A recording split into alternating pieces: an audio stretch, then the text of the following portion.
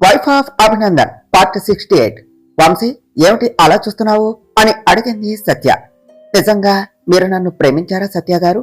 అంటే నేను చేసే ప్రొఫెషన్ అందరికీ నచ్చకపోవచ్చు, ఎందుకంటే అది రిస్క్తో కూడుకున్నది అని చెప్పాడు వంశీ. మనకు ఒకరు ఇష్టం అంటే వాళ్ళు చేసే ఏ పనైనా ఇష్టమే వంశీ. నాకు నీ ప్రొఫెషన్తో ఎలాంటి అబ్జెక్షన్ లేదు. ఇన్ఫాక్ట్ అదేమీ తప్పు కాదు కదా. ఇంకా నువ్వు చేసే పని వల్ల మంచి జరుగుతుంది కాబట్టి నాకు ఎలాంటి ప్రాబ్లము లేదు. కానీ నీకు ఏమన్నా అవుతుంది అనే భయం వంశీ. వాళ్ళు నిన్ను ఏమన్నా చేస్తే అన్నది సత్య. భయపడకు అంటూ తన చెయ్యి పట్టుకొని, నా జాగ్రత్తలో నేను ఉంటాను, సరేనా? నీ ప్రేమను వదిలే నేను ఉండలేను. అసలే 3 years తర్వాత నా ప్రేమ నాకు దక్కింది. అలా ఎలా వదిలేస్తానో చెప్పు? అయినా నేను నిన్ను ఇష్టపడుతున్నాను అని నీకు ఎప్పుడో తెలుసు కదా. తెలిసి కూడా ఇంత ప్రేమ దాచుకుని ఎందుకు ఏమీ తెలియనట్టు ఉన్నారు అని అడిగాడు వంశీ. అప్పుడు నా పరిస్థితులు వేరు వంశీ. మను ఏమైందో తెలియక ఉన్న నేను అభి దగ్గర జాబ్లో జాయిన్ అయ్యాను. అప్పుడు నాకు అది తప్ప వేరే ఆలోచనే లేదు. ఆ తర్వాత మను వచ్చింది, కానీ సిచ్యువేషన్ అనుకూలంగా లేదు. ఏవేవో జరిగిపోయాయి. అన్ని సెట్ అయ్యి మనం హ్యాపీగా అభితో కలిసి ఉన్నాక అప్పుడే నా గురించి ఆలోచించాలి అని అనుకున్నాను. అందుకనే తెలిసే నీ మీద ప్రేమ ఉన్నా చెప్పలేకపోయాను. కానీ అన్ని తెలిసే నువ్వు వచ్చావు అని నాకు తెలియదు కదా అంటూ వంశీ చేతిపై గెచ్చింది సత్య. ఓచ్ అప్ప బంగారం అంటూ చేయి పట్టుకున్నాడు వంశీ. సత్య అలా చేయగానే హ్యాండ్ కదిలించేసరికి సెలైన్ పెట్టిన చోట బ్లీడ్ అవుతూ ఉన్నది. ఓహ్ సారీ వంశీ, నొప్పిగా ఉన్నదా అని అడిగినది సత్య. అదేమీ లేదులే, వదిలేయండి అన్నాడు వంశీ. సారీ వంశీ, నేను ఏదో పొరపాటుగా చేశాను అని ఏడుస్తూ చెప్పింది సత్య. నాకేం కాలేదు బంగారం, ప్లీజ్ అలా ఏడవకు అన్నాడు వంశీ. నిజంగా అని అడిగినది సత్య. నిజంగా నిజం అని వంశీ నవ్వుతూ ఉంటే వంశీకి సెలైన్ పెట్టిన చోట బ్లీడింగ్ అవుతూ ఉన్నది. ఉండు, నేను ఇప్పుడే డాక్టర్ని పిలుస్తాను అంటూ బయటకు వెళ్ళింది సత్య. అలా బయటకు వస్తూ ఉన్న సత్య డాక్టర్ అంటూ డాక్టర్ కోసం చూస్తూ వెళుతూ ఉన్నది. అప్పుడే సిద్ధు దగ్గర నుంచి వచ్చేసిన శ్రీకీర్తి కూడా అలా ఏదో ఆలోచిస్తూ నడుచుకుంటూ వస్తూ ఉన్నది. సత్య డాక్టర్ రూమ్ దగ్గరకు వెళుతూ సరిగ్గా అదే టైంలో తనకు ఎదురుగా వచ్చిన శ్రీకీర్తిని చూసుకోకుండా డాష్ ఇచ్చింది. అలా అవటంతో సత్య కింద పడిపోయింది. అదేమీ పట్టించుకోలేని స్థితిలో ఉన్న శ్రీకీర్తి ఎవరో పడటం చూసి వెనక్కు తిరిగి, సారీ మేడం, చూసుకోలేదు అంటూ మళ్ళీ తిరిగి వెళ్లిపోయింది. సత్య కింద పడినప్పుడు, హే చూసుకోవా అంటూ వెనక్కు తిరిగిన శ్రీకీర్తిని చూసిన సత్య షాక్ తో అంతే చూస్తూ ఉన్నది. శ్రీకీర్తి మళ్ళీ వెళుతూ ఉన్నా కూడా పట్టించుకోలేనంతగా షాక్ లో ఉన్నది. అప్పుడే బయటకు వచ్చిన డాక్టర్ సత్యను లేపి, ఏమైంది మేడం అని అడిగాడు. అప్పటికి తేరుకున్న సత్య చుట్టూ చూస్తూ, నేను చూసినది అమ్మునే కదా, అంటే అమ్ము బ్రతికే ఉన్నదా, ఇది నిజమేనా అని అటు ఇటు చూసింది. మేడం ఏమైంది అని డాక్టర్ అనటంతో, అది అక్కడ పేషెంట్ కి బ్లీడింగ్ అవుతున్నది అని చెప్పి డాక్టర్ను తీసుకుని వెళ్ళింది.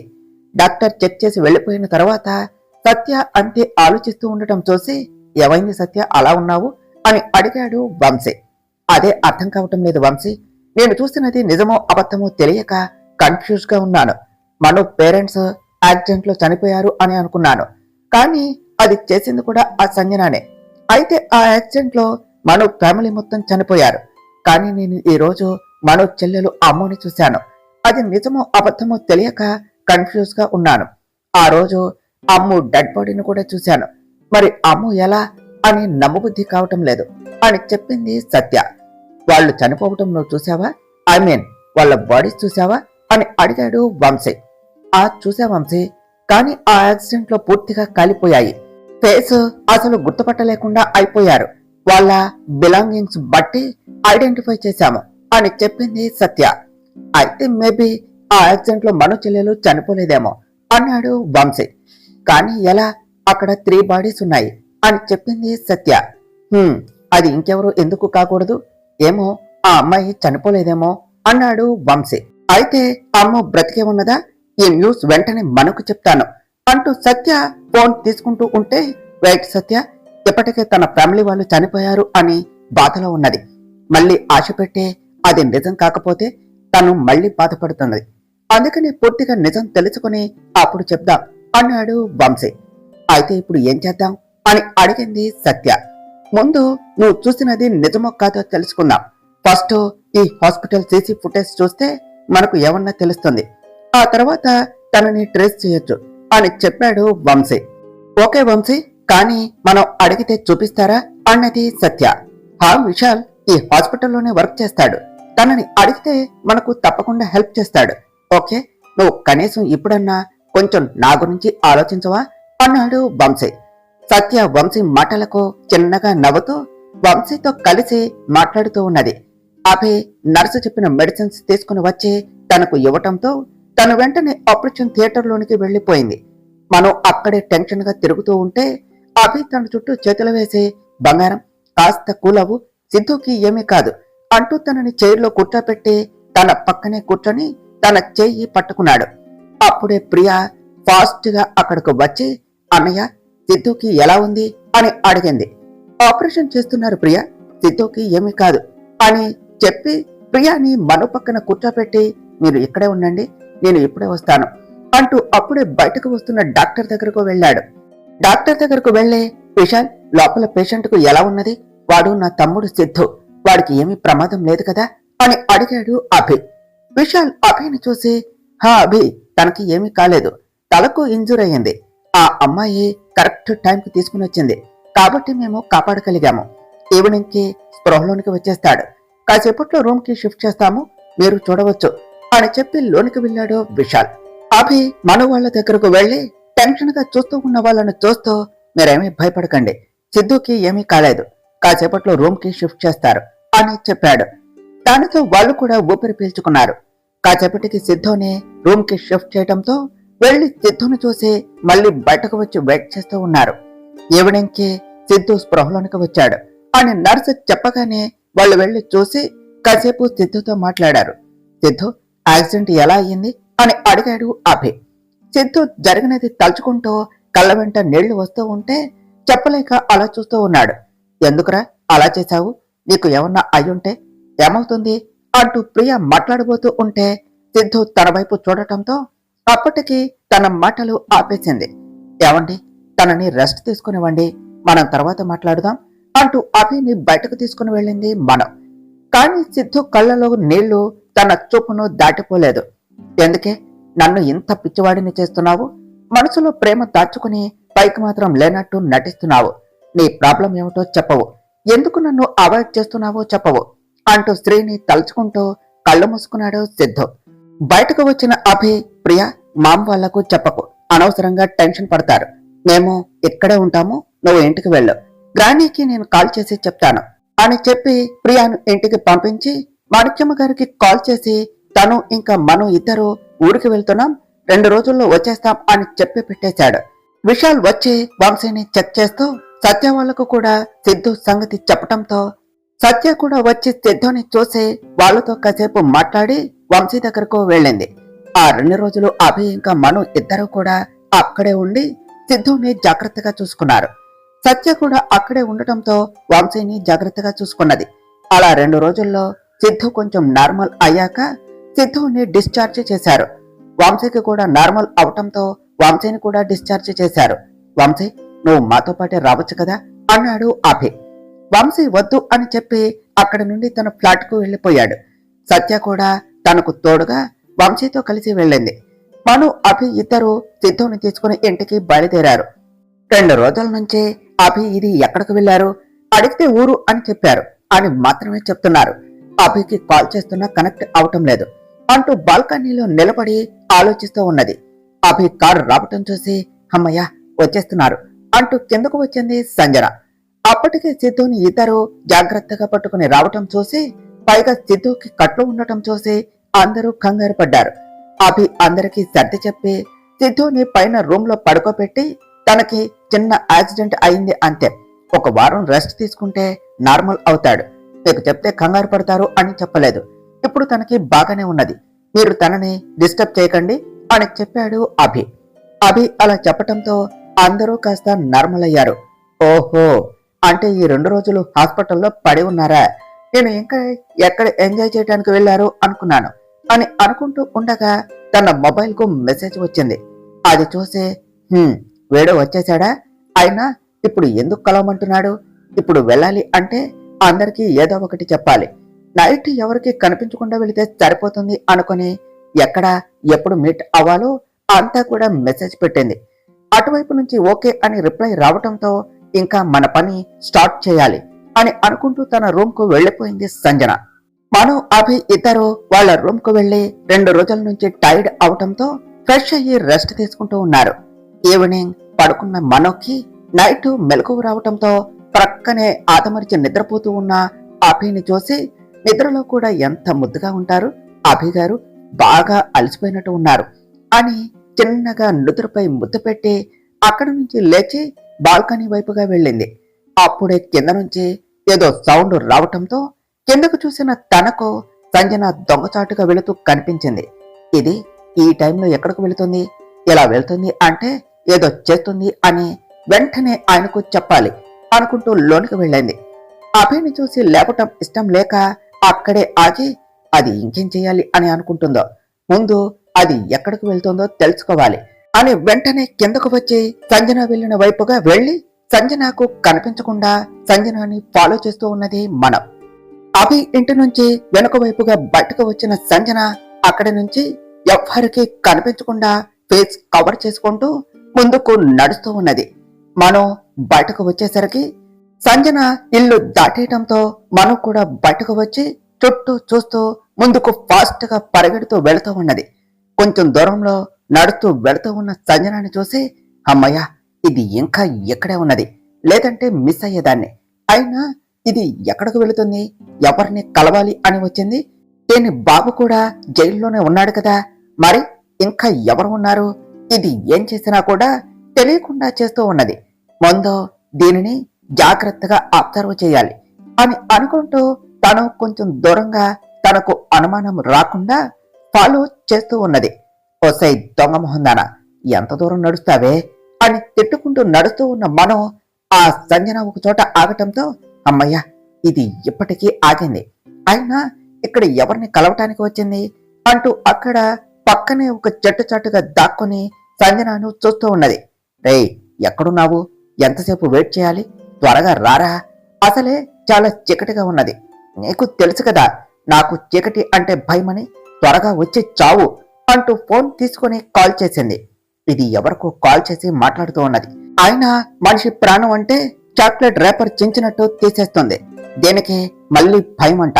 హౌ సాడ్ ఇట్ ఈస్, నువ్వు ఇంటికి రాబే, ఈ 2 days కూడా నేను లేకపోవటంతో హ్యాపీగా ఉన్నావు, రేపటి నుంచి నీది నీకు ఇచ్చేస్తా అంటూ చుట్టూ చూస్తూ, అమ్మో ఇదేమిటి, నిజంగానే ఇంత చీకటిగా ఉన్నది, అయినా అది అన్నది కాదు కానీ నిజంగానే భయంగా ఉన్నది, ఏదో దీన్ని ఫాలో అవుతూ వచ్చేసా కానీ ఇప్పుడు కాస్త భయంగా ఉంది అని చూస్తూ ఉండగా అప్పుడే సంజన దగ్గరికి కారు వచ్చి ఆగటంతో అలర్ట్ అయ్యి వచ్చింది ఎవరా అని చూస్తూ ఉన్నది మనం. కారులో నుంచి దిగుతూ ఉన్న తనని చూసి, యారా ప్రవీణ్, ఎలా ఉన్నావు అని అడిగింది సంజన. మను దిగిన వాడిని చూసి, ప్రవీణ్ అంటే ఇది వీడిని కలవటానికి వచ్చిందా అంటూ వాళ్ళు ఇద్దరి వైపు చూస్తూ ఉన్నది. మంచిగా నటించి, ఎంత మోసం చేశావు ప్రవీణ్, నిన్ను ఒక ఫ్రెండు అనుకున్నాను కానీ నన్నే మోసం చేశావు, నీలాంటి వాళ్లను ఏం చేసినా పాపం లేదు, నీ వల్లే నేను నా ఫ్యామిలీకి దూరం అయ్యాను అని అనుకుంటూ ఉంటే తన కళ్ళ ముందు తన కుటుంబం మొత్తం కనిపిస్తూ ఉంటే కళ్ళ వెంట జారుతూ ఉన్న నీళ్లను తుడుచుకుంటూ కోపంతో వాళ్ళను చూస్తూ ఉన్నది మనం. నేను ఎలా ఉండటం కాదక్క, అసలు ఏం జరిగింది ఇక్కడ, డాడ్ అలా జైలుకి వెళుతూ ఉంటే నువ్వు ఏం చేస్తున్నావు అని అడిగాడు ప్రవీణ్. ఆపరా, నేను ఏమన్నా చూస్తూ ఉన్నాను అనుకున్నావా, అసలు ఏం జరిగిందో తెలుసా, ఇలా జరుగుతుంది అని ఏ మాత్రం రియాక్ట్ అయ్యే ఛాన్స్ లేకుండా ఒక రోజులో అంతా జరిగిపోయింది. వాడెవడో డాడ్ గురించి న్యూస్ వేశాడు, ఆ తర్వాత ఫేక్ వాళ్ళు రావటం, అండ్ దెన్ డాడ్ అరెస్ట్, నాకు రియాక్ట్ అయ్యే ఛాన్స్ లేదు. అండ్ మోర్ ఓవర్ నేను నా అభి కోసం అప్పుడే అభి ఇంటికి వెళ్ళాను అని చెప్పింది సంజన. చెత్త మొహందాన, ఇంకోసారి నా మొగుడిని పట్టుకుని నా అభి అనకుండా ఆ నోరు కుట్టేయాలి అని తిట్టుకుంటూ వాళ్ళని చూస్తూ ఉన్నది మనం. నేను ఇప్పుడే ఆ జర్నలిస్ట్ ని అభికి దూరం చేసి నా వాణ్ణి చేసుకోవాలి అని అనుకుంటున్నాను. అదే టైంలో ఇవన్నీ అంటే నేను ఏమి చేసినా నా గురించి బయటపడితే ఇన్నేళ్లు మన కష్టం అంతా కూడా సర్వనాశనం అవుతుంది. అభి నాకు దక్కకుండా పోతాడు, అందుకనే నేను ఏమీ చేయలేకపోయాను. కానీ ఇదంతా ఎవరు చేశారు అని ఎంత ఆలోచిస్తున్నా కూడా ఇది ఎవరు చేశారో తెలియటం లేదు, మన వాళ్లకు కూడా ఏమీ తెలియటం లేదు అన్నది సంజన. అయినా ఆ రోజు డాడ్ ఆ సాక్షిని పొడిచి చంపేశా అని చెప్పాడు. పైగా కారు కూడా యాక్సిడెంట్ చేయించాడు. అయినా అది ఎలా బ్రతికి వచ్చింది? అభిని ఎలా పెళ్లి చేసుకున్నది? అసలు దానికి మన మనుని చంపేయటం అంతా తెలుసు. మరి అభికి మనో గురించి చెప్పలేదా? చెప్పకుండానే ఉంది అంటావా? మనోని అంతలా ప్రేమించిన వాడు దీన్ని కూడా అంతలాగా ప్రేమిస్తున్నాడు అంటే నాకు అనుమానంగా ఉన్నది. ఆ జర్నలిస్ట్ ఏమన్నా మన గురించి అభికి చెప్పేసిందా? అసలే దానికి మనం ఎవరో తెలియకపోయినా మన గురించి చాలా వరకు తెలుసు అన్నాడు ప్రవీణ్. అలా ఏమి అయ్యుండదు ప్రవీణ్, దానికి మన గురించి తెలిసే ఛాన్స్ లేదు. అది మనోని కాపాడాలి అని చూసింది, కానీ కనీసం అది ఎవరో దాని పేరు ఏమిటో కూడా దీనికి తెలియదు కదా. మరి అభికి ఎలా చెప్తుంది? కానీ ఇది ఇలా పేరు మార్చుకుని అభి దగ్గరకు ఎందుకు వచ్చింది? అభిని ఎందుకు పెళ్లి చేసుకున్నది అనేదే అర్థము కావటం లేదు. ఇదంతా కూడా దానికి తెలియకుండా జరిగిందా, లేదంటే తెలిసే కావాలి అని చేసిందా? అసలు దాని మోటివ్ ఏమిటి అనేది తెలియటం లేదు. అభికి కూడా పెళ్లి జరిగేటప్పటికీ ఇదంటే అభికి అస్సలు ఇష్టం లేదు. కానీ సడన్ గా ఆ రోజు ఆ కేశవ్ వాడి వల్ల ఇది అభి ప్రాణాలు కాపాడింది. అప్పటి నుంచి దీన్ని ప్రేమించడం మొదలు పెట్టాడు. ఎంతైనా కూడా తాళి కట్టిన పెళ్ళం కదా, అందుకనే లొంగిపోయాడు అనుకుంటా అన్నది సంజన. అప్పుడు ఆ మనో, ఇప్పుడు ఇది నీకు ప్రేమకు ఎవరో ఒకరు అడ్డు రావటమేనా? అయినా చూస్తూ ఎలా ఊరుకుంటున్నావు? ఆ మనోని అడ్డు పంపించినట్టు దీన్ని కూడా లేపేయచ్చు కదా అన్నాడు ప్రవీణ్. దేనికైనా కూడా టైం రావాలి ప్రవీణ్. ఆ మనోని నాకు చంపటం చిటికలో పని, కానీ నా అభితాన్ని ప్రేమిస్తున్నాడు అని తెలిసి ఎందుకు ఊరుకున్నాను? మనం మనిషినైతే చంపగలం, కానీ మనసులో తన మీద ప్రేమను చంపలేం. మనిషిని చంపినా తన జ్ఞాపకాలను మనం దూరం చేయలేము. అందుకనే ఆ మనో నా అభికి అంత దగ్గరవుతున్నా నేను చూస్తూ ఉన్నాను. టైం చూసి ఆ మనోని చంపటం కన్నా కూడా అభి మనసులో ప్రేమను చంపాలి అని దాని మీద ఉన్న ప్రేమ కాస్త ద్వేషంగా మార్చేశాను. అలానే దేన్ని కూడా చంపటం అంటే అభి మనసులో దీని స్థానాన్ని చెరిపేయటమే. అప్పుడే నాకు నా అభి దక్కేది. దీన్ని చంపటం కూడా ఓ లెక్క. నువ్వు ముందు వచ్చిన పని చూడు, అదంతా కూడా ఎవరు చేశారో తెలుసుకొని డాడ్ని బయటకు తీసుకుని వచ్చేలా చూడు. ముందు బెయిల్ కు అప్లై చెయ్యి, అలానే మన బిజినెస్ కూడా నువ్వే చూడు అని చెప్పింది సంజన. నువ్వు చెప్పినంత తేలిగ్గా నేను ఉండలేనక్క. ఆ సాక్షి నన్ను ఇలా మార్చేసింది. నా మొహాన ఈ కత్తిఘాట్లు చూసిన ప్రతిసారి కూడా నాకు అదే గుర్తుకు వస్తూ ఉన్నది. కానీ అది చచ్చింది అని నా కోపాన్ని అణచేసుకున్నాను. కానీ అది నా చేతిలో చావటానికే ఆ రోజు బ్రతికింది అని అనుకుంటా. దాన్ని నేనే నా చేతులతో చంపాలి అన్నాడు ప్రవీణ్. నేను అనుకున్నది అయ్యాక దీన్ని కూడా మన కసి తీరా ఆ మనుని చంపినట్టే చంపేద్దాం. అప్పటి వరకు కాస్త ఓపిక పట్టు అని చెప్పింది సంజన. నువ్వు అన్నంత తేలికగా నేను ఉండలేనక్క. ముందు నన్ను ఇలా చేసిన దాన్ని చంపటమే నాకు ఉన్న పని. నీకు చెప్పినా నువ్వు జరగనివ్వవు, అందుకనే నీకు చెప్పకుండానే దాని పని ముగిస్తాను అని మనసులో అనుకుంటూ ఉన్నాడు ప్రవీణ్. అదంతా వింటూ ఉన్న మను కూడా వాళ్ళ మాటలను అలానే వింటూ ఉన్నది. అలా ఉన్న తను సడన్ గా తన మీద ఎవరో చెయ్యి వేయటంతో ఉలిక్కపడి అరవబోతూ ఉండగా చెయ్యి వేసిన అతను తన నోరు మూసేస్తూ బంగారం నేనే అన్నాడు. అభిని చూసిన మను తేలిగ్గా ఊపిరి పీల్చుకుంటూ అభిగారు మీరేమిటి ఇక్కడ అని అడిగింది. మను మీద అభి చెయ్యి వేయగానే అరవబోయిన మను నోరు మూసేసిన మూలిగినట్టు సౌండ్ రావటంతో సంజన ప్రవీణ్ ఇద్దరు కూడా అటువైపు చూసి ఏంటా సౌండ్ అంటూ అటువైపుగా వస్తూ ఉన్నారు. బంగారం, ఆ క్వశ్చన్ నేను నీకు వేయాలి అనుకుంటా. నిన్ను ఇప్పుడు కాదే, నీ పని తర్వాత చెప్తా. నీ పాటికి నువ్వు ఎక్కడికంటే అక్కడికి వచ్చేస్తున్నావు అని తిడుతూ ఉన్నాడు అభి. ఓహ్ అభి గారు, నన్ను తర్వాత తిరిగ్గా తిట్టుకుందరు, కానీ అటు చూడండి, వాళ్ళు మన వైపే వస్తున్నారు. ఏదో ఒకటి చేయండి. మనల్ని ఇలా ఇక్కడ చూస్తే వాళ్ళకి అనుమానం వచ్చేస్తుంది. ప్లీజ్ ప్లీజ్ అన్నదే మనం. ఆ భయం ముందు ఉండాలే అంటూ తన చేయి పట్టుకుని అటుగా పొదల్లోనికి తీసుకుని వెళ్ళాడు అభి. అభి గారు, నాకు భయంగా ఉన్నది అని మను అంటూ ఉండగా అభి సీరియస్ గా చూడటంతో సైలెంట్ గా ఉన్నది. అమ్మో, చెప్పకుండా వచ్చినందుకు అభి గారికి కోపం వచ్చినట్టున్నది. ఏమంటారో ఏమిటో అని అనుకుంటూ అప్పుడే అక్కడికి సంజన వాళ్ళు రావటంతో సైలెంట్ గా వాళ్ళని చూస్తూ ఉన్నది. అక్క, అక్కడ ఎవరో ఉన్నట్టు ఉన్నారు. అక్కడ ఏదో సౌండ్ వచ్చింది అంటూ ఆ చెట్టు దగ్గరకు తీసుకుని వచ్చి చూస్తూ ఉన్నాడు ప్రవీణ్. ప్రవీణ్, అదేదో యానిమల్ సౌండ్ అయి ఉంటుందిలే, పద, ఇంత రాత్రిపూట ఎవరుంటారు, ఎందుకు రిస్క్ అని సంజన అనటంతో ప్రవీణ్ కూడా వెనక్కు వచ్చేశాడు. ఇంకా ఇద్దరు కూడా కారులో అక్కడి నుంచి వెళ్లిపోయారు. వాళ్ళు వెళ్లిపోయాక మను, అభి ఇద్దరు బయటకు వచ్చారు. అభి సైలెంట్ గా ముందుకు నడుస్తూ వెళుతూ ఉన్నాడు. మను, అభిగారు అంటూ తన దగ్గరకు వెళ్లే చెయ్యి పట్టుకుని, అభిగారు కోపం వచ్చిందా? కోపం వస్తే నన్ను కొట్టండి, అంతేకాని ఇలా మాట్లాడకుండా ఉండకండి ప్లీజ్ అన్నది. అయినా అభి సైలెంట్ గా ఉండటంతో, అభిగారు కొడితే కొట్టారు, కానీ అప్పట్లో మరీ గట్టిగా కొట్టకండి, చాలా నొప్పిగా ఉంటుంది అంటూ క్యూట్ గా ఫేస్ పెడుతూ చెప్పింది. నీకు బాగా ఎక్కువైంది, నా మాట అంటే అస్సలు లెక్కలేదు. నాకు చెప్పకుండా నిన్ను ఎక్కడికి వెళ్ళొద్దు అని చెప్పాను, కానీ నా మాట వినకుండా నీ పాటికి నువ్వు ఇలా అర్ధరాత్రి ఎటు పడితే అటు వచ్చేశావు. నీకు ఏమన్నా అయ్యుంటే, వాళ్ళు నిన్ను చూసుంటే అన్నాడు అభి. మీరుండగా నాకు ఏమవుతుంది అభిగారు అన్నదే మనం. నాకు చెప్పకుండా ఎందుకు వచ్చావు అని అడిగాడు అభి. అంటే అది, మీరు 2 days నుంచి రెస్ట్ లేక బాగా నిద్రపోతూ ఉన్నారు, అదేమో బయటకు వెళ్ళటం చూశాను, మిమ్మల్ని డిస్టర్బ్ చేయటం ఇష్టం లేక అని చెప్పింది మనం. అందుకని వేరే వనితలాగా ఇలా ఒక్కదానివే వచ్చేసావా? నీకు నా మాట అంటే లెక్క లేకుండా పోతూ ఉన్నది, ఏం చేసినా కాదు అనడు, ఇంకేమిటి చెప్పేది అని అంటూ వచ్చేశావు అంతేనా అంటూ ముందుకు నడిచాడు అభి.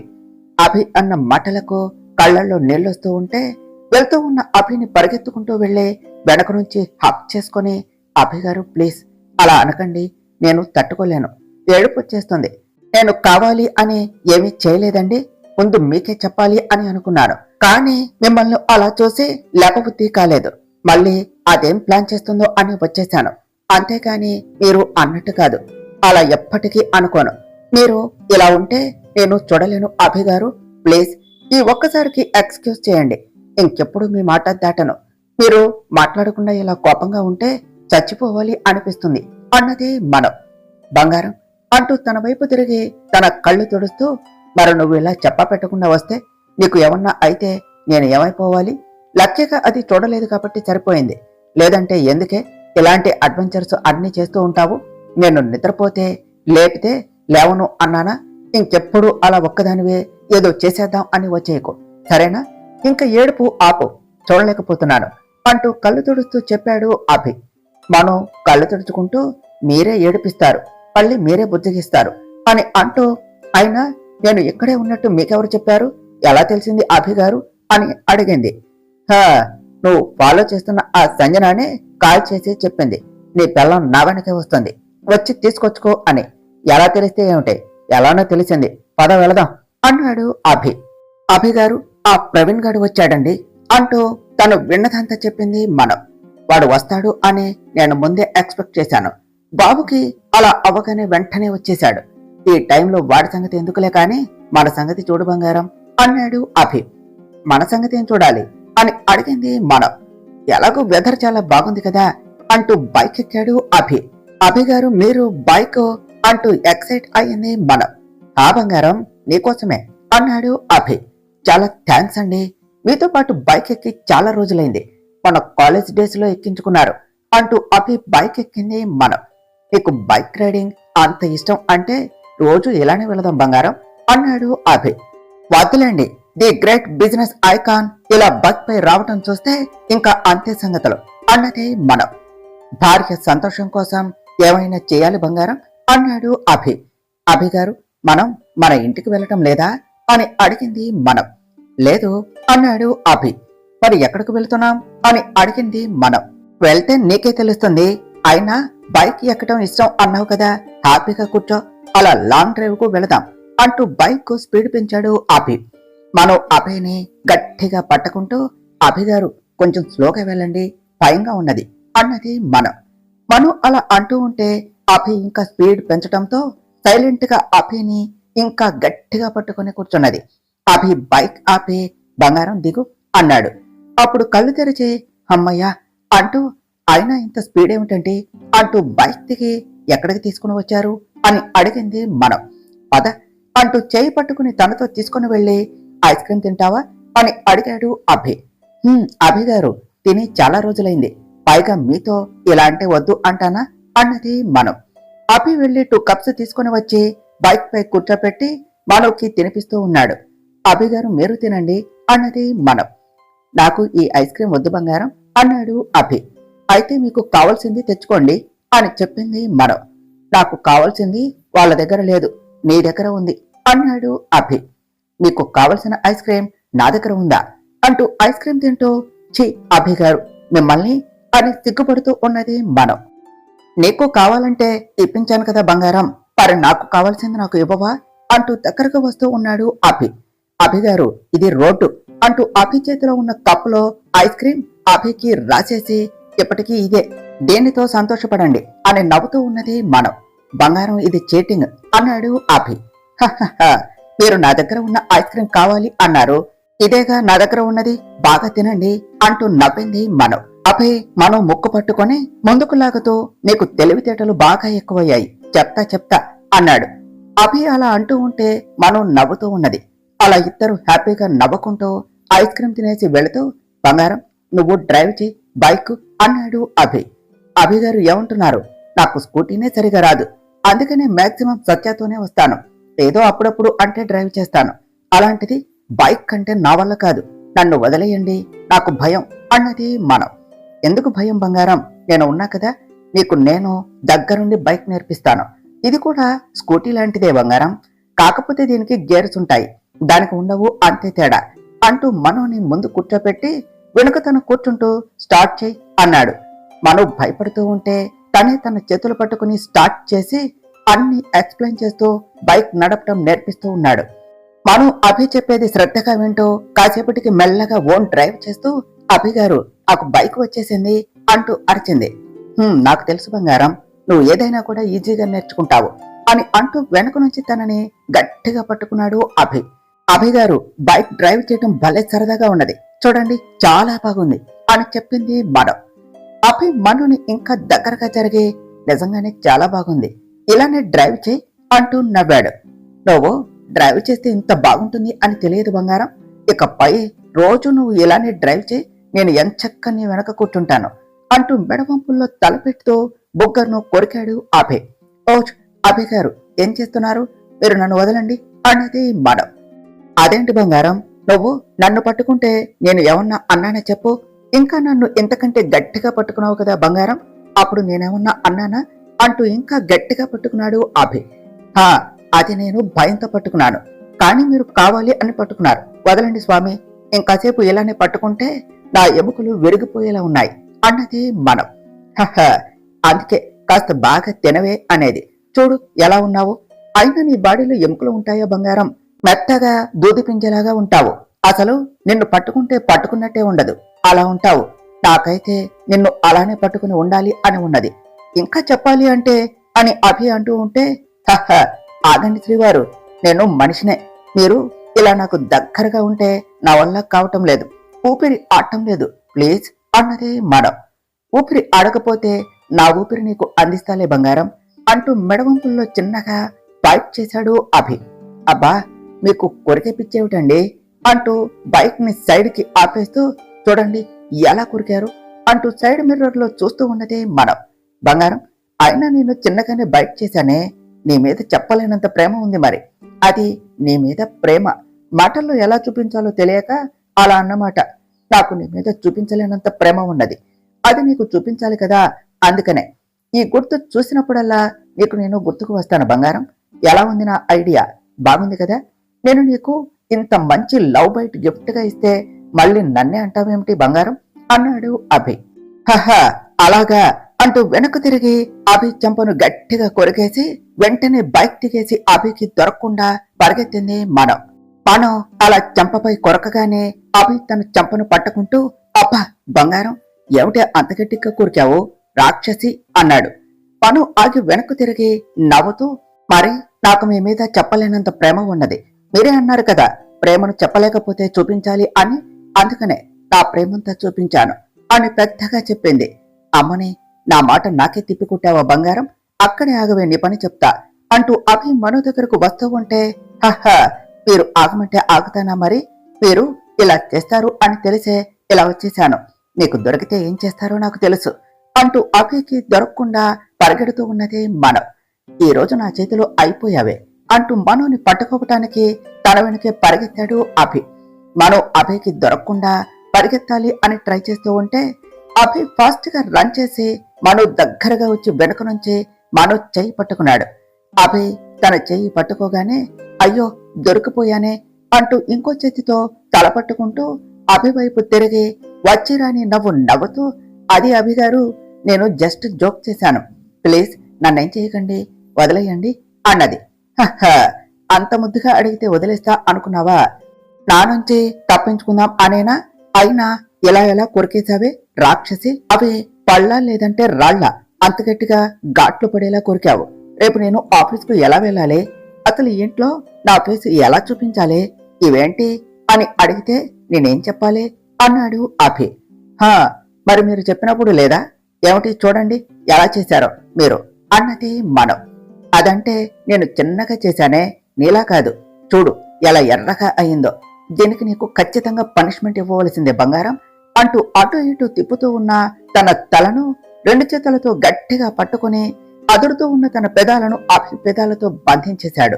విడిపించుకోవాలి అని ప్రయత్నించినా తన వల్ల కాదు అని తెలిసిన మను అభి ముద్దుకు జత కలుపుతో తనకి సహకరిస్తూ ఉన్నది. అలా ఇద్దరు లోకాన్నే మర్చిపోయి ఒకరి కౌగిలిలో ఒకరు కలిసి ఉన్నారు. అర్ధరాత్రి, పైగా జనసంచారం లేకుండా నిశ్శబ్దంగా ఉండటంతో వారి ఏకాంతానికి అడ్డు వచ్చేవాళ్లే లేకుండా ఉన్నది. చల్లటి గాలి మేనను తాకేవేళ కలిసిన వారి ప్రేమ యుద్ధం మరింత బలపడుతూ వారి ఇరువురు మధ్య గాలి సైతం చేరలేని అంత దగ్గరగా ఉన్నారు. కాసేపటికి భారంగా ఊపిరి తీసుకుంటూ ఉన్న మనో పెదవులను చిన్నగా బదులుతూ 2 చేతులతో మనోని ఎత్తుకుని ముందుకు నడిచాడు అభి. మనో అభి మెడ చుట్టూ చేతులు వేసి అలానే అభి వైపు చూస్తూ అభికి దగ్గరగా వెళుతూ నుదురుపై ముద్దు పెట్టింది. అభి చిన్నగా నవ్వుకుంటూ మనోని అక్కడ పక్కనే ఉన్న బెంచ్ పై తన ఒళ్ళో కూర్చోబెట్టుకుని తనతో కలిసి మాటలు చెప్తూ ఉన్నాడు. అభి గారు, మనం ఎప్పుడూ ఇలానే ఉంటాము కదా అని అడిగింది మనో. ఇలానే ఇక్కడే అంటే బాగోదు బంగారం, ఇప్పుడంటే ఓకే, కానీ మార్నింగ్ వరకు ఇలానే ఇక్కడే ఉంటే వచ్చేపోయే వాళ్ళకి మనమే ఫ్రీ షో వేసినట్టుగా ఉంటుంది. అప్పుడు చూసే వాళ్ళకి చూపించే మనకి అంత బాగోదేమో అంటూ నవ్వాడు అభి. మీరు ఎప్పుడు ఇంతేనా అభి గారు?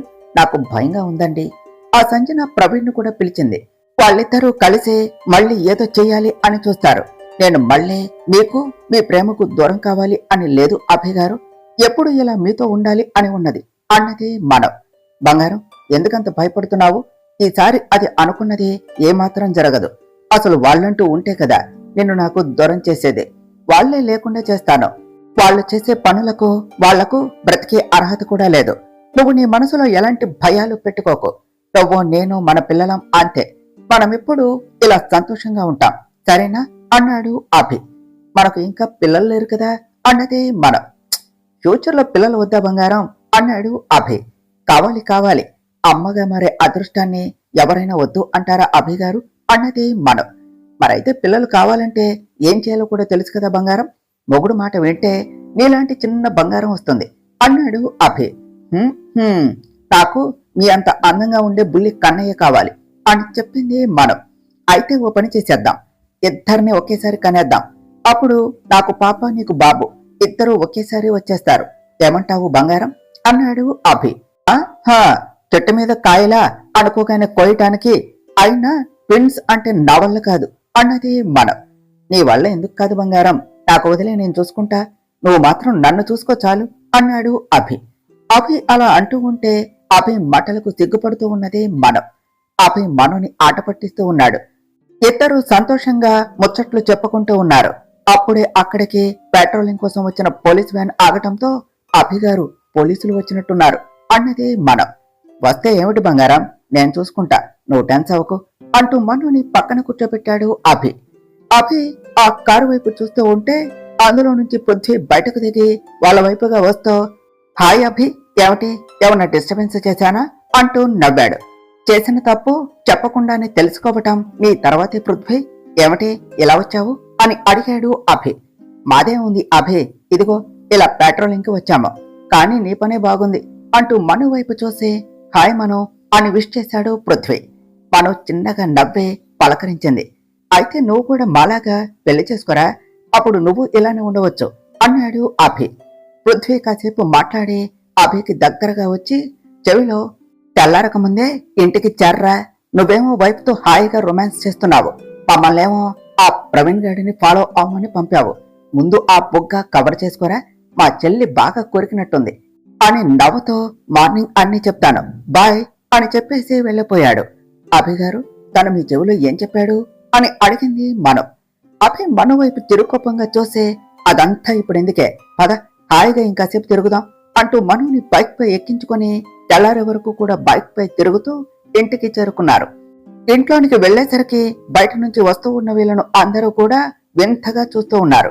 కన్నయ్య, ఎంత పొద్దున్నే ఎక్కడి నుంచి వస్తున్నారు మీరు, రాత్రి మీరు ఇక్కడ లేరా అని అడిగారు మాణిక్యమ్మ గారు. అభి సోఫాలో కూర్చుంటూ, అదేమీ లేదు గ్రాని, మార్నింగ్ అలా బయటకు వెళ్ళాం అంతే అని చెప్పాడు. మాణిక్యమ్మ గారు అభి చెంపను చూస్తూ, అయ్యో కన్నయ్య, నీ చెంపకు ఏమైంది, అలా ఎర్రగా కందిపోయింది అని అడిగారు. ఆవిడ అనుకోని ప్రశ్న వేయటంతో వాటర్ తాగుతూ ఉన్న అభి వాటర్ బయటకు స్ప్లిట్ చేస్తూ, అది గ్రాని అని మను వైపు చూస్తూ, రాత్రి ఓ చెమ కుట్టిందిలే గ్రాని, అందుకనే అలా అయ్యింది అన్నాడు. మను నవ్వుతూ అభిని చూసి కళ్ళెగరేసింది. కాని అభి, చెమ కుడితే అంతలా అవుతుందా, అది చెమ కుట్టినట్టు లేదు, ఇంకేదోలా ఉన్నది అన్నది సత్య.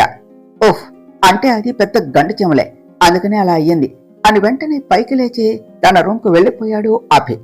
అక్కడే ఉంటే ఇంకేం అడుగుతారో అని అభిని చూసి అందరూ ముసిముసిగా నవ్వుకుంటూ ఉంటే మను కూడా అక్కడి నుంచి పైకి పరిగెత్తింది. పైనుంచి అంతా చూస్తున్న సంజన అభి పైకి వస్తూ ఉంటే తనని చూసి విషయం అర్థమయ్యి కోపంగా వస్తూ ఉన్న మనుని చూసి పిడికిలి బిగించింది. సంజన ఆ కోపంతో సరాసరి ఇంద్రాని రూంలోనికి వెళ్ళింది. అప్పటికి ఇద్దరు హాయిగా నిద్రపోతూ ఉన్నారు. వాళ్ళని చూసి పక్కనే ఉన్న వాటర్ జారులోని వాటర్ అంతా వాళ్లపై పోసింది. దెబ్బకి ఇద్దరు పైకి లేచి సంజనాని అక్కడ చూసి భయంగా, ఎవడి సంజన ఇలా వచ్చావు అని అడిగారు. మీకు కాళ్లకు పెంకులే గుచ్చుకున్నాయి, కానీ నాకు గుండెల్లో గుణపాలు గుచ్చుకుంటున్నాయి, ఇంకెన్ని రోజులు ఇలా బెడ్ పై పడుకుంటారు, మీతోనే దాని పని చెప్పించాలి అని అనుకుంటే మీరు ఇంకా లేవరా అంటూ ఇద్దరిని చెరి ఒకటి పీకింది. ఉరుములేని వర్షంలాగా ఎందుకు వచ్చిందో ఎందుకు కొడుతుందో తెలియక అడిగితే మళ్ళీ ఏం చేస్తుందో అని సైలెంట్ గా ఉన్నారు ఇంద్రాణి అండ్ ప్రీతి. వాళ్ళను మళ్లీ పీకుతో, ఏమంటే అలా సైలెంట్ గా ఉన్నారు, నన్ను బాగా తిట్టుకుంటున్నారా అన్నది సంజన. ఇద్దరూ కూడా లేదు లేదు అని అంటూ ఉంటే, పర్లేదు తిట్టుకోండి, కానీ ఆ వాయిస్ బయటకు వస్తే ఆ గొంతులో ఊపిరి ఆపేస్తాను, నాకు అర్జెంటుగా అది బయటకు పోవటం కావాలి, దానికి మీరే నాకు హెల్ప్ చేయాలి, ఇలా మీరు ఉంటే నాకు అది కుదరదు, రండి వెంటనే నడవండి అంటూ ఇద్దరిని చెరో జప్పా పట్టుకుని కిందకు పడేసి, ఈవినింగ్ లోగా మీరు నార్మల్ గా నడవాలి, లేదంటే ఏం చేస్తానో నాకే తెలియదు అన్నది సంజన. ఇద్దరూ పైకి లేస్తూ, సంజన, అభి మా మాట వినడు, అదేదో నువ్వే చేసుకో, ఎలానో ఇంట్లో ఉండేలాగా చేశాము, ఇంకా మమ్మల్ని వదిలే సంజన అన్నారు. ఏమిటి బ్రతకాలని లేదా, నాకు అభి ప్రేమ కావాలి, అది మొత్తం నాకే దక్కాలి, నేను ఈ పనులు చేసి ఎప్పుడైనా నిజం బయటపడితే అది నాకు నచ్చదు, అందుకే నేను చెప్తాను మీరు చెయ్యాలి, ఎలాగూ అభి ముందు మీ ఇద్దరు పనికిమాలిన వాళ్లే కదా, ఏమీ కాదు, మోసుకొని నేను చెప్పిన పని చూడు, ఈవినింగ్ వస్తాను అంటూ బయటకు వెళ్ళింది సంజన. అత్త, మనకు ఈ కర్మ ఏమిటి అన్నది ప్రీతి. ఎవరు చేసిన కర్మ వాళ్ళు అనుభవించక తప్పదమ్మా, ఏం చేస్తాం పద, అది ఎలాగో ఈవినింగ్ లోపల బాగా నడవాలి అని చెప్పింది కదా, సాగితే రోగం అంతా యోగం లేదు అంటారు, ఇంట్లో వాళ్ళు బాగానే చూస్తున్నా నా పాలిట ఇది దాపరించింది అన్నది ఇంద్రాణి. అత్త, దాన్ని మనం ఏమీ చేయలేమా అన్నది ప్రీతి. ఆ ఆలోచన కూడా బ్రతకాలి అనుకుంటే రానివ్వకు, నన్ను చంపి పారేస్తుంది, ఒసై ఆ కాళ్లకు ఉన్న కట్లు విప్పవే తల్లి, మన కాళ్ళు బాగున్నాయి అని తెలిస్తే అదేం చేస్తుందో అని అలానే ఉన్నాం, కానీ అది ఇలా ఉన్నా వదిలేలా లేదు, ఇంకెందుకు ఈ నాటకం అనవసరంగా అన్నది ఇంద్రాణి. నిజమే అత్త, దాని నుంచి తప్పించుకోవాలి అని చూస్తే అది వదలటం లేదు అంటూ ఇద్దరు కట్లు విప్పేసుకొని, అది ఆఫీస్కు వెళ్లే వరకు మనం బయటకు వెళ్తే అంతే సంగతులు, అప్పటి వరకు ఇక్కడే ఉందాం అని రూమ్ లోనే ఉన్నారు ఇద్దరు. ప్రియా తన ఫోన్ పదే పదే రింగ్ అవటంతో కోపంగా లిఫ్ట్ చేసి, ఒకసారి లిఫ్ట్ చేయకపోతే చేయకూడదు అనే సెన్స్ లేదా శ్రీకీర్తి అన్నది. కొత్తగా ఇదేమిటి ప్రియా, ఎప్పుడు శ్రీ అంటావు కదా అని అడిగింది శ్రీ. మన మధ్య అంత పరిచయం లేదు అని ఇప్పుడిప్పుడే తెలుస్తూ ఉన్నది శ్రీకీర్తి. ఎంతకి ఎందుకు కాల్ చేశావు అని అడిగింది ప్రియ. అది సిద్ధు సార్కి ఎలా ఉందో అడుగుదామని కాల్ చేశాను అని చెప్పింది శ్రీ. తమరి దయ వల్ల ఇంకా చావలేదు శ్రీకీర్తి గారు, కానీ వాడి మనసు ఎప్పుడో చచ్చిపోయింది, అది కూడా నీ వల్లే. ఇంకా వాడు మాత్రం మనిషిగా మాకు మిగిలాడు. మళ్ళీ ఇలా కాల్ చేసి మమ్మల్ని డిస్టర్బ్ చేయకు అని చెప్పింది ప్రియ. అది కాదు ప్రియ అన్నది శ్రీ. ఏం కాదు శ్రీకీర్తి, నిజం చెప్పు, నీకు అన్నయ్య అంటే ప్రేమ లేదా? మరెందుకు ఇలా అన్నయ్యను ఏడిపిస్తున్నావు? మనసులో ఒకటి పెట్టుకుని బయటకు ఇంకొకటి మాట్లాడే వాళ్ళు అంటే నాకు నచ్చదు. ఆఫీసులో జాయిన్ అవ్వకముందు నుంచే నీకు వాడేమిటో తెలుసు, ఇక్కడకు వచ్చాక వాడి మనసేమిటో కూడా తెలుసుకున్నావు. మరి ఎందుకు ఇలా కావాలి అని చేస్తున్నావు? నీ ప్రాబ్లం ఏమిటో చెప్పవు. అయినా నాకు నీతో ఇవన్నీ డిస్కస్ చేయాలి అని ఏమీ లేదు. మళ్ళీ సిద్ధు లైఫ్ లోనికి వచ్చి తనని ఇబ్బంది పెట్టకు. తనకు కనిపించినంత దూరంగా ఉండు, అప్పుడే వాడు నిన్ను మర్చిపోతాడు అంటూ కాల్ కట్ చేసింది ప్రియ. తరువాత ఏమి జరిగిందో నెక్స్ట్ పార్ట్లో తెలుసుకుందాం ఫ్రెండ్స్. డియర్ ఫ్రెండ్స్, మీకు గనుక ఈ కథ నచ్చినట్లయితే మీ అభిప్రాయాలను కామెంట్ల రూపంలో తెలియచేయండి. ఈ వీడియోను లైక్ చేయండి, షేర్ చేయండి, మా ఛానల్ను సబ్స్క్రైబ్ చేసుకోండి ఫ్రెండ్స్. Thank you.